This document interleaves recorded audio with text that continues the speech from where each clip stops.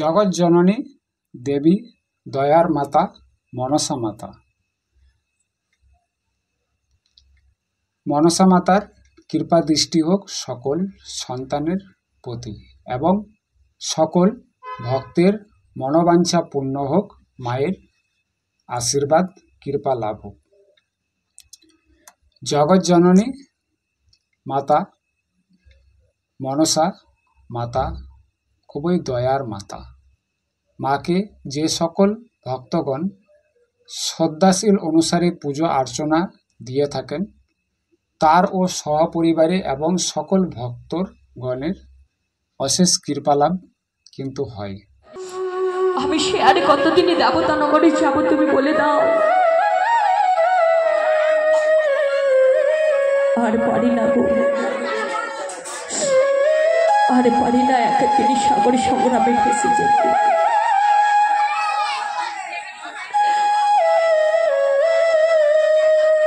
ভগবান,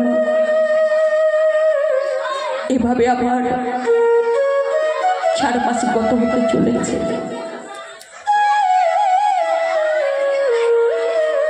আরে কতদিন আমি এভাবে একাকিনী সাগরে সংগ্রামে ফেসে যাব। আমায় তুমি এত বড় সাজা দিলে কেন বলো? আমায় তো তুমি স্বর্গলোক থেকে এনেছিলে মর্ত্যলোকে। আমার তুমি এ দুর্গতি করার জন্য এনেছিলে বলো? আমি তো শুধু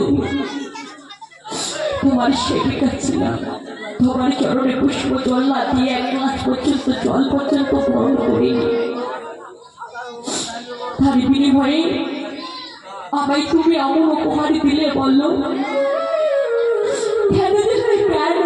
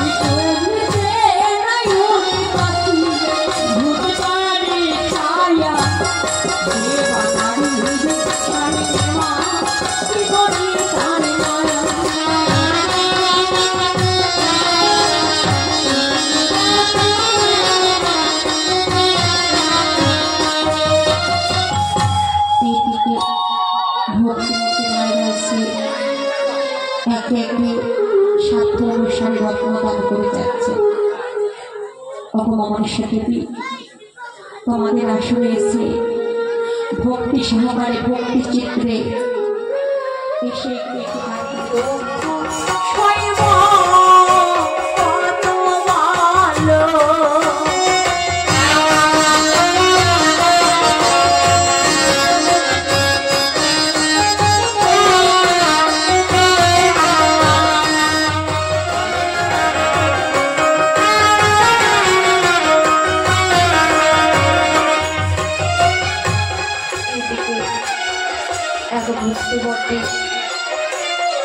এসে এই মায়ের আসলে এসে সাধ্য অনুসারে রত্নদান করেছে।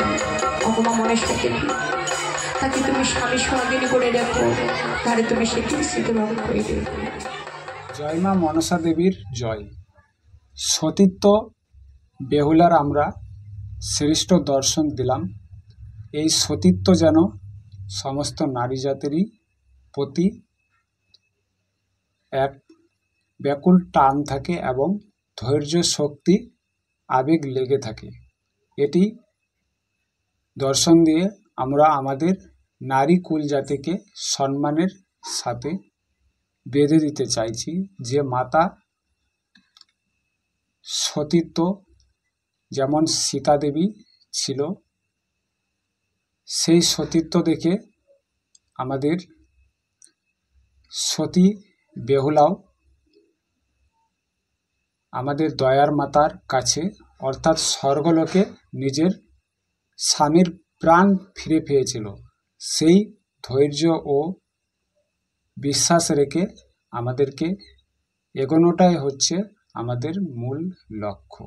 সকলেই ভালো থাকবেন ও সকলেই মাতার পুজো করবেন। জয় মা মনসা দেবীর জয়।